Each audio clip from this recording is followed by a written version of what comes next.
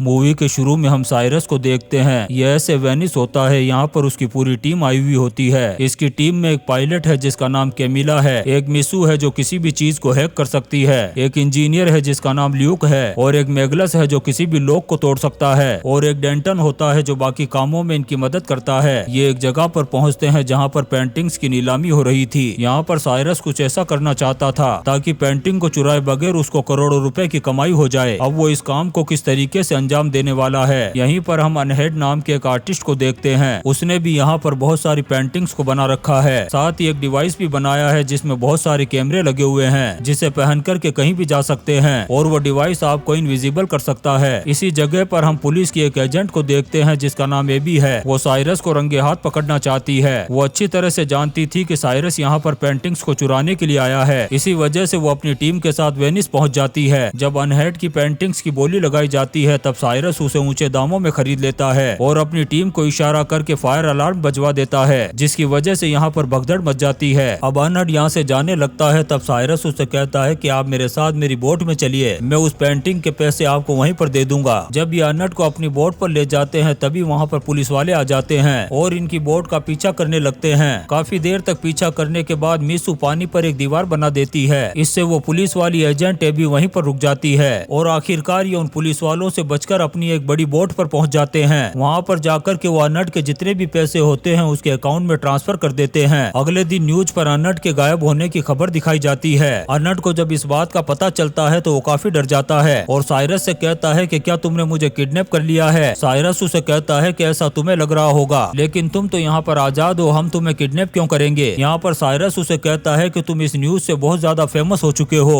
और जो पेंटिंग हमने तुमसे 2 करोड़ में खरीदी थी अब उसी पेंटिंग की कीमत 8 करोड़ से ज्यादा हो चुकी है। इससे हम दोनों को बहुत ज्यादा फायदा हुआ है। ये सुनने के बाद अनट को थोड़ा रिलैक्स फील होता है और इस तरीके से साइरस ने बहुत ज्यादा पैसे कमा लिए थे। लेकिन यहाँ पर पुलिस वाले डेंटन को पकड़ लेते हैं क्योंकि डेंटन पिछली चोरियों में साइरस के साथ था। एबी डेंटन से पूछताछ करने के बाद लंदन पहुँच जाती है जहाँ पर वो हुक्सले से मुलाकात करती है। हुक्सले उसे कहता है कि मुझे तुम्हारे दोस्त साइरस की जरूरत है। फिर वो एक लार्स नाम के आदमी के बारे में बताता है और कहता है कि वो आतंकवादियों से मिला हुआ है और आतंकवादी जिस देश पर भी हमला करते हैं उस देश के स्टॉक तेजी से नीचे गिर जाते हैं। तब लार्स उनमें पैसे लगाकर और भी बहुत सारे पैसे कमाता है और साइरस के पास इतनी पावर होती है कि वो वेनिस के सारे पानी को सुखा सकता है या यहाँ पर बाढ़ ला सकता है। साथ ही हुक्सले ये भी बताता है कि उसके पास सोना है और ये सोना आतंक फैलाने के लिए काम में लिया जाएगा। इसलिए मैं चाहता हूँ कि तुम्हारा दोस्त साइरस उस सोने को चुरा ले। 17 दिन बाद ये सोना ज्यूरिक भेजा जाएगा और अगर ये सोना लार्स के पास पहुंच गया तो वो और भी ज्यादा आतंक फैलाएगा और हमारे पास उसके खिलाफ कोई भी सबूत नहीं है, इसलिए हम उसे पकड़ भी नहीं सकते हैं। मैंने आर्थर नाम के एक आदमी को वहाँ पर भेजा है जो उसके खिलाफ सबूत जमा करने में लगा हुआ है। यहाँ पर एबी उसे कहती है कि हम साइरस के भरोसे पर 50 करोड़ के सोने को नहीं छोड़ सकते क्योंकि वो खुद एक चोर है और सारे सोने को गायब कर देगा। तब हुक्सले कहता है कि साइरस कुछ भी करे इससे कोई फर्क नहीं पड़ता, बस वो सोना लार्स के हाथ नहीं लगना चाहिए। उधर लार्स को आर्थर के बारे में पता चल जाता है इसलिए वो उसका काम तमाम कर देता है। उधर एबी साइरस के पास पहुंचकर उसे एक मिशन का ऑफर देती है। ये सुनकर के साइरस भी चौंक जाता है। वो साइरस से कहती है कि लार्स नाम के एक आदमी के पास बहुत सारा सोना है जिसे ज्यूरिक भेजा जाएगा और तुम्हें कैसे भी करके उस सोने को चुराना है। ये सुनकर के साइरस उसे साफ मना कर देता है और कहता है कि लार्स एक बहुत ही खतरनाक आदमी है, वो बगैर सोचे समझे किसी को भी गोली मार देता है और मैं अपनी टीम को किसी भी हालत में नहीं गंवा सकता। यहाँ पर एबी उसे कहती है कि अगर तुमने ऐसा नहीं किया तो मैं तुम्हें और तुम्हारी टीम को जेल में डाल दूंगी और मेरे पास तुम्हारे खिलाफ बहुत सारे सबूत हैं। लेकिन साइरस फिर भी मना कर देता है और कहता है कि मैं उस आदमी से पंगा लेकर के खतरा मोल नहीं ले सकता। यहाँ पर साइरस एबी से कहता है कि अगर तुम इस मिशन में हमारे साथ रहोगी तो मैं इस काम को करने के लिए तैयार हूँ। पहले तो एबी मना कर देती है, फिर अगले दिन उनका साथ देने के लिए तैयार हो जाती है। फिर एबी साइरस की टीम को बताती है कि लार्स के सोने को एक पैसेंजर ट्रेन में डालकर के ज्यूरिक ले जाया जाएगा। वो सोना वेयर हाउस से प्लेन तक जाएगा और इसी बीच तुम्हें उस सोने को चुराना होगा। यहाँ पर साइरस कहता है कि हम उस सोने को ही नहीं बल्कि उस पूरी प्लेन को ही चुरा लेंगे और इसके लिए हमें एक और प्लेन की जरूरत होगी। फिर मिसू अपने लैपटॉप में बहुत सारे प्लेन को देखती है और उसे एक प्लेन मिल जाता है। फिर साइरस और एबी उस प्लेन को देखने के लिए चले जाते हैं। ये एक प्राइवेट जेट होता है लेकिन इसका मालिक इसे देने से इनकार कर देता है, लेकिन एबी के कन्वेंस करने पर वो आदमी इस प्लेन को देने के लिए तैयार हो जाता है। अब ये उस प्लेन को लेने के बाद उसमें कुछ ऐसा करते हैं जिसकी वजह से ये रडार में नजर न आए और मिसू भी एक ऐसे डिवाइस को बनाने की तैयारी करती है जो इन दोनों प्लेन के जीपीएस सिस्टम को एक कर दे। यहाँ मैग्नस कहता है कि मुझे एक प्रॉब्लम है, मैं जमीन पर तो किसी भी लॉक को खोल सकता हूँ, लेकिन प्लेन में ऐसा करना पॉसिबल नहीं होगा क्योंकि वो हिल रहा होगा। तब साइरस कहता है कि मैं तुम्हारे लिए एक प्लेटफॉर्म का इंतजाम कर दूंगा। यहाँ पर मीसू कहती है कि मैंने जो डिवाइस बनाया है उससे दोनों प्लेन के जीपीएस सिस्टम एक तो हो जाएंगे, लेकिन दोनों प्लेन विजिबल हो जाएंगे और एयर कंट्रोल को इसके बारे में पता चल जाएगा। फिर ये हैरी नाम के एक आदमी के पास पहुँचते हैं। वो भी ये कहकर के मना कर देता है कि इससे एयर कंट्रोल को पता चल जाएगा। साइरस उसे कहता है कि मैं इस काम के तुम्हें $10 लाख दूंगा। ये सुनते ही हैरी उस काम को करने के लिए तैयार हो जाता है। फिर ये यहाँ से लंदन आ जाते हैं और हुक्सले से मिलते हैं। हुक्सले इन्हें कहता है कि लार्स ने मेरे आदमी को मार दिया है और वो सोने को 10 दिन बाद ले जाने वाला है, इसलिए तुम्हें ये काम जल्दी करना होगा। उधर मीसू ने उस डिवाइस को बना लिया था। वो इन्हें कहती है कि इतने बड़े डिवाइस को एयरपोर्ट के अंदर ले जाना बहुत मुश्किल है क्योंकि ये एक बॉम्ब की तरह दिख रहा है। तब एबी उसे कहती है कि इसे पार्ट्स में डिवाइड कर दो और सभी को एक एक टुकड़ा दे दो, इससे किसी को भी शक नहीं होगा। तब मीसू ऐसा ही करती है। अब ये अपने मिशन को अंजाम देने के लिए उसी पैसेंजर फ्लाइट में चढ़ जाते हैं। तभी साइरस के पास ल्यूक का कॉल आता है और कहता है कि मैं इस मिशन में तुम्हारा साथ नहीं दे सकता, इसमें बहुत ज्यादा खतरा है। ये कहकर के वो फोन को कट कर देता है। उधर हम कैमिला को देखते हैं जो प्लेन को टेक ऑफ कर लेती है और जिस प्लेन में साइरस और उसकी टीम बैठी होती है वो भी टेक ऑफ कर लेता है। अब ये उस डिवाइस के पार्ट्स को बाथरूम में ले जाकर के छुपा देते हैं। फिर एबी उस डिवाइस के पार्ट्स को लेकर के कॉकपिट के बाथरूम में चली जाती है और वहाँ पर उसे जोड़ने के काम में लग जाती है। तभी मीसू हैक करके बता देती है कि कॉकपिट में 5 लोग हैं और उनकी नजर हम पर है, इसलिए किसी तरह से हमें उनसे बचना होगा। उधर एबी उस डिवाइस को जोड़ लेती है, लेकिन तभी वो डिवाइस नीचे गिर करके टूट जाता है और उसके सारे पार्ट्स बिखर जाते हैं। अब वो साइरस को बुलाकर के उस डिवाइस को जोड़ने में हेल्प लेती है। उधर कैमिला का प्लेन भी उस प्लेन के करीब आ जाता है, जिससे एयर कंट्रोल को पता चल जाता है कि 2 प्लेन एक साथ उड़ रहे हैं, शायद कुछ गड़बड़ी हुई है। तब एयर कंट्रोल में बैठे हुए लोग हैरी से पूछते हैं। तब हैरी उनका ध्यान भटकाने के लिए कहता है कि ऐसा नहीं हो सकता। तब तक साइरस उस डिवाइस को जोड़ देता है और ये दोनों प्लेन एक दूसरे से लिंक हो जाते हैं। अब एयर कंट्रोल वालों को वहाँ पर सिर्फ एक ही प्लेन दिखाई देता है। कैमिला अब अपने प्लेन को थोड़ी दूर ले जाकर के उसमें से एक ड्रोन को छोड़ देती है और वो प्लेन ज्यूरिक एयरपोर्ट की तरफ निकल पड़ता है। अब एयर कंट्रोल को भी यही लगता है कि वो प्लेन ज्यूरिक की तरफ ही जा रहा है। तभी एरिक पायलट को ज्यूरिक की तरफ जाने से मना कर देता है और कहता है कि उस साइड में तूफान आया हुआ है। ये सुनकर के पायलट अपना रास्ता बदल लेता है। उधर मैग्नस भी उस जगह पर चला जाता है जहाँ पर सोना रखा हुआ था। मीसू भी उस दरवाजे को हैक करके खोल देती है जिसके पीछे सोना रखा हुआ था। अब यहाँ पर एक बहुत बड़ा लॉकर आ जाता है जिसे मैग्नस एक लेजर लाइट के जरिए से खोलने की कोशिश करता है। तभी प्लेन में बैठे हुए लार्स के आदमियों को डाउट हो जाता है और ये लोग एबी और साइरस पर हमला कर देते हैं। एबी और साइरस भी इन लोगों से लड़ना शुरू कर देते हैं। काफी देर तक लड़ने के बाद एबी और साइरस उन दोनों को अधमरा कर देते हैं। अब ये जैसे ही मैग्नस के पास जाते हैं तभी लार्स के बचे हुए 3 और गुंडे आ जाते हैं और वो साइरस, एबी और मैग्नस को गन पॉइंट पर ले लेते हैं। साथ ही वो सोने को भी चेक करते हैं जो उस लॉकर में वैसे ही रखा हुआ था। अब इनका प्लेन एक दूसरे एयरपोर्ट पर लैंड करने की कोशिश करता है, लेकिन यहाँ पर चारों तरफ बर्फ होने की वजह से वो क्रैश हो जाता है। तभी पीछे से कैमिला का भी प्लेन आ जाता है और इस तरीके से साइरस का पूरा प्लेन बर्बाद हो जाता है। अब लार्स के गुंडे इन सबको गन पॉइंट पर लेकर के कहते हैं कि उस सारे सोने को बाहर निकाल करके कैमिला के प्लेन में रखो, लेकिन कैमिला कहती है कि मेरा प्लेन इतने सारे वजन को सहन नहीं कर पाएगा। लेकिन लार्स के गुंडे उस सोने को जबरदस्ती कैमिला के प्लेन में रख देते हैं और उस प्लेन को लेकर के लार्स की तरफ निकल पड़ते हैं। उधर हुक्सले को भी इस बात का पता चल जाता है कि एबी की जान खतरे में है। उधर कैमिला उस प्लेन को चलाते हुए पलटना शुरू कर देती है, इससे लार्स के आदमी गिरने लग जाते हैं। अब प्लेन के ऊपर की परत भी उड़ जाती है जिससे प्लेन विजिबल होना शुरू हो जाता है। तभी हुक्सले इस प्लेन की लोकेशन इंटरपोल को बता देता है और कहता है कि ये आतंकवादियों का प्लेन है। तभी एयरफोर्स के 2 फाइटर इनके पीछे आ जाते हैं और इनसे कहते हैं कि अपनी पहचान बताओ वरना हम प्लेन को उड़ा देंगे। लेकिन लार्स के आदमी कैमिला को धमकी देते हैं कि अगर पहचान बताई तो हम तुम्हें मार देंगे। तभी कैमिला प्लेन के नीचे लगी हुई LED स्क्रीन से बता देती है कि इस प्लेन में यात्रियों को बंदी बनाया हुआ है। एयरफोर्स वाले भी इस चीज को देख कर के वापस मुड़ जाते हैं। उधर लार्स के पास एक लड़की आकर के धमकी देती है कि अगर जल्दी हमारा सोना नहीं मिला तो तुम्हारी सारी प्रॉपर्टी को जब्त कर लूंगी। उधर प्लेन में लार्स का एक आदमी कैमिला को घायल कर देता है। एबी भी रिमोट की मदद से दरवाजे को खोल देती है जिससे लार्स का एक आदमी बाहर उड़ जाता है। फिर ये कॉकपिट में जाकर के दूसरे आदमी को भी बाहर फेंक देते हैं। अब इस प्लेन को एबी और साइरस उड़ाने लगते हैं क्योंकि कैमिला घायल हो चुकी थी। अब ये प्लेन लार्स के एरिया में जाकर के क्रैश हो जाता है जहाँ पर लार्स के आदमी इनको पकड़ लेते हैं। तभी वो लड़की और लार्स यहाँ पर आ जाते हैं। उस लड़की को पता चलता है कि इनमें से एक आदमी इंटरपोल से है। तब वो डील को कैंसिल करके यहाँ से जाने लगती है। तब लार्स उसे गोली मार देता है। अब वो साइरस को गोली मारने वाला होता है तभी यहाँ पर बहुत सारी पुलिस आ जाती है। लार्स यहाँ पर कहता है कि मैंने कुछ भी नहीं किया। तब मीसू प्लेन पर लगे हुए कैमरे को दिखाती है और कहती है कि इसमें सब कुछ रिकॉर्ड हो चुका है। अब यहाँ पर लार्स को अरेस्ट कर लिया जाता है। तभी यहाँ पर हुक्सले आ जाता है। तभी एबी को पता चलता है कि हुक्सले ने ही उन फाइटर्स को भेजा था ताकि वो सोने के साथ साथ हमें भी खत्म कर सके। अब यहाँ पर एबी हुक्सले को थप्पड़ मारती है और कहती है कि आज से मैं साइरस के साथ काम करूंगी। यहाँ पर साइरस बताता है कि हम सब जब मिशन पर थे तब ल्यूक सोने की ईंटें बनाने में लगा हुआ था और हमने उन्हीं नकली ईंटों को पैसेंजर प्लेन में चढ़ा दिया था और मैग्नस ने वहाँ पर नकली ईंटों को रखकर असली ईंटों को पानी में गिरा दिया था। अब साइरस एक रिमोट बटन से उन सभी सोने की ईंटों को पानी से बाहर निकालता है। इस तरह से हुक्सले के हाथ कुछ भी नहीं आता है। अब यहाँ पर एबी और साइरस दोनों एक हो जाते हैं और इसी सीन के साथ ये शानदार मूवी लिफ्ट खत्म हो जाती है। दोस्तों, हम आपके लिए ऐसी ही इंटरेस्टिंग मूवीज एक्सप्लेन करते रहेंगे, तो आप चैनल को सब्सक्राइब जरूर करें और लाइक और कमेंट्स भी करें। Thank you.